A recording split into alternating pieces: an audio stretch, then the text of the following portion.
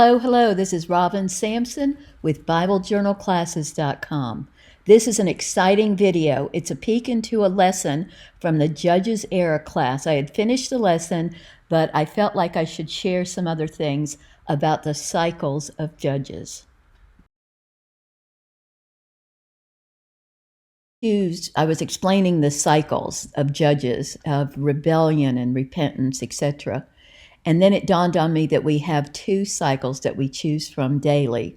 So I want to continue that lesson with a part 2 and compare how we have a chance to decide every day when temptations come in our way, we can choose the cycle of sin and destruction or the cycle of faithfulness. So I've added the images that you see here to the downloads in lesson 2. So let's go over these cycles. First, I want you to look at the cycle of sin and deliverance. Now, this is a cycle that occurs 7 times in the book of Judges that's been going on for centuries. The Lord chose people who turned away from him and worshiped the neighbors' gods, the Canaanites' gods. The Lord's justice demanded that he rescind his protection over him. So here are the cycles. Number 1 is rest, a period of when Israel is obedient and at ease, usually during the reign of a judge. And this began with Joshua's final years.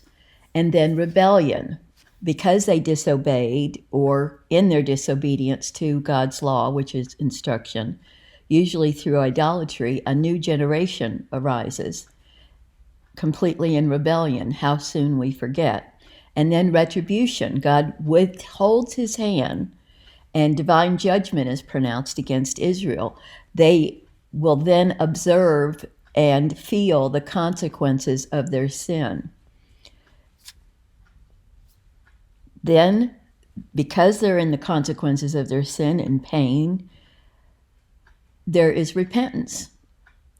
And retribution is followed by Israel's cry to God for assistance.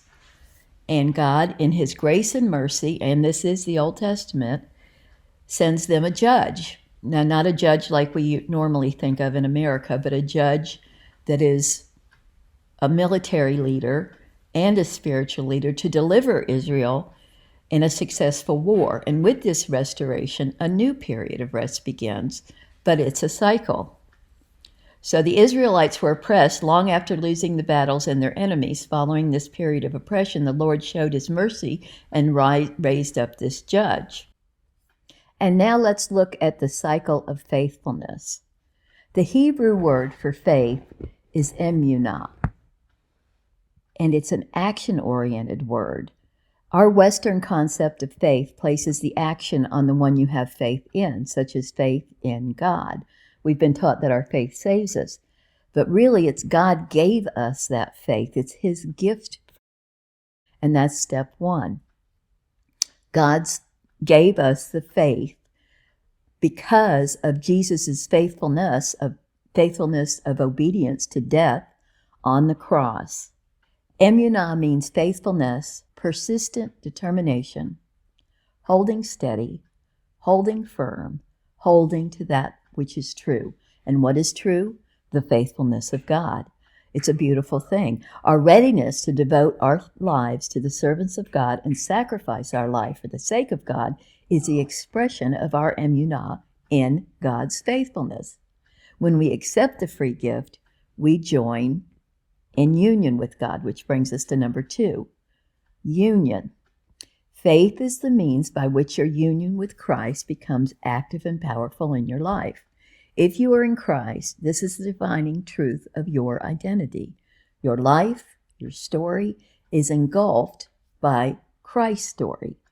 Faith is the discovery of our identity in Christ. When Christ dwells in us and gives us a new life and the power to change, to have a metamorphosis through his Spirit.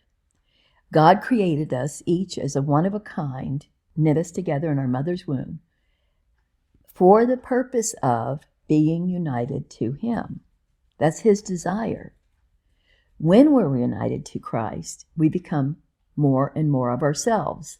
We die to our physical self, our desires, our sinful desires, but we come more and more of the self that he wanted us to be, more Christ-like. He protects you, he shields you, he represents you to our Father, and he also fills us and illuminates us and animates us, transforming each of us into someone more authentic and human than you could ever be on your own. John uses the phrase in Christ a lot.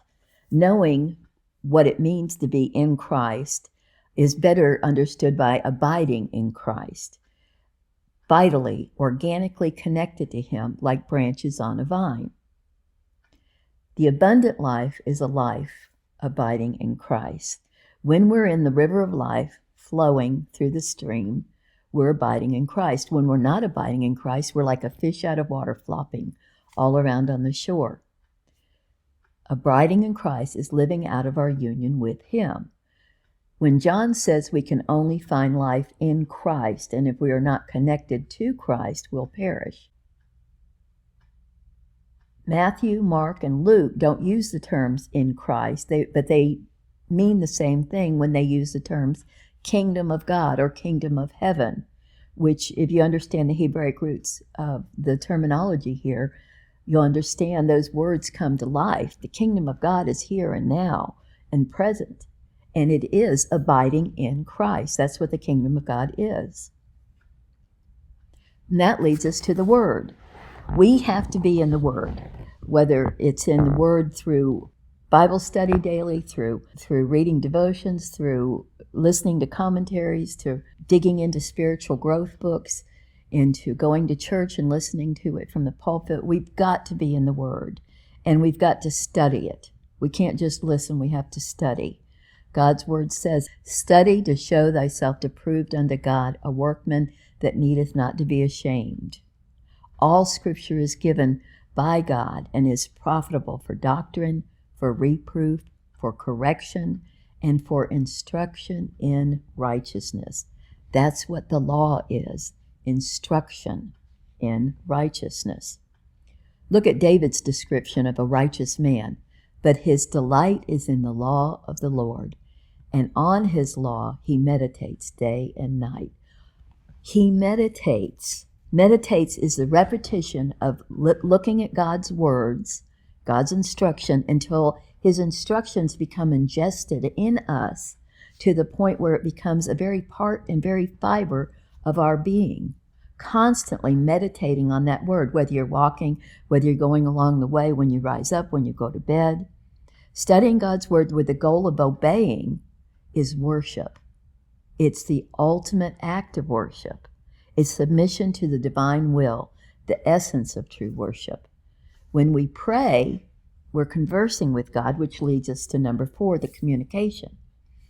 Communication is back and forth through the word and prayer.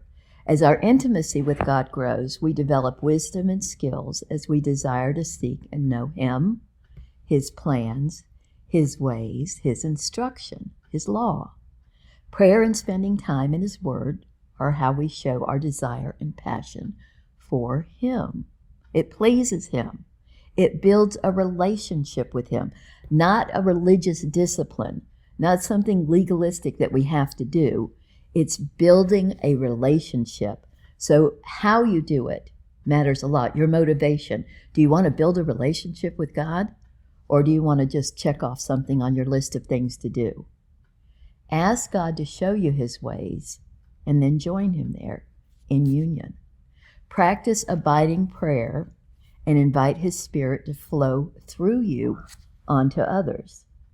He promises he will do that. While we know that we're aware of God's promises and we know he keeps his word, but Satan keeps whispering to us, yeah, for everybody but you. And we often wonder in our hearts, will he do that for us? But he will. And let me tell you how I know, because when I read the word, and as I just happened to me today when I was working on lesson 2 for the Judges era, I saw a specific word that spoke to me. That's called rhema. That's when I know that this word was specifically for me. Faith is not just a mental or a spiritual exercise. It's alive and well. I don't have to strive to believe because I entered into the rest and trusting God because of his rhema. He showed me that I didn't have to rely on myself. When I was worried about what I was going to say or how I was going to explain it, when I gave it to him and listened, he showed it to me. When we doubt and when our faith is weak, if we go to prayer and ask Father to speak his word into our hearts, he does it. He does it without exception. He promises it and he fulfills it. When he speaks, our faith will explode. When you're unsure of where to go or what to do next, ask for the rhema from God. And that results in the fruit. Jesus talks about fruit a lot, all through the scriptures. But the main part I want to talk to you about is when he said, abide in me and I in you. As the branch cannot bear fruit by itself unless it abides in the vine, neither can you unless you abide in me. I am the vine, you are the branches. Whoever abides in me and I in him, he it is bears much fruit. For apart from me you can do nothing.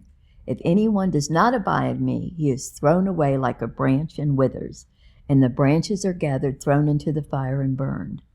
If you abide in me, and my words abide in you, ask whatever you wish, and it will be done for you. And that's in John. And the amazing thing about that passage is he says it about 3 or 4 times, right one after another. Ask, and it will be done for you. And if you ask for the rhema word of God that we know he wants to give to you, he will give it to you. We, as branches, are weak and useless ourselves. We can't even be used to bear or for construction or even to bring heat. But we can't generate our own life. We have to rely on the vine. But the bearing of the fruit is possible through our communication, through our union with Christ, through the Spirit. The letter in James, all through James, is a litmus test of fruit. Can you preserve in the face of adversary? Can you live a life of faith? Can you control your tongue? Can you rest in the unknown? Can you love the poor? You can through Christ, through abiding in the vine. When you abide in the vine, that fruit will show through in your life. So let me go to the bottom line. Which cycle will you choose? The cycle of sin and destruction, or the cycle of faith with love, joy, peace, kindness, gentleness, and self-control? Or the sin of rebellion and consequences of the bondage and destruction and pain and misery? Every day we have temptations and we have a chance to make these choices. Don't be like the Hebrews. Don't keep making the same mistakes over and over. Keep your focus on God. Keep your focus on Christ. Abide in him and experience the fruit. That's all for now. Bye-bye.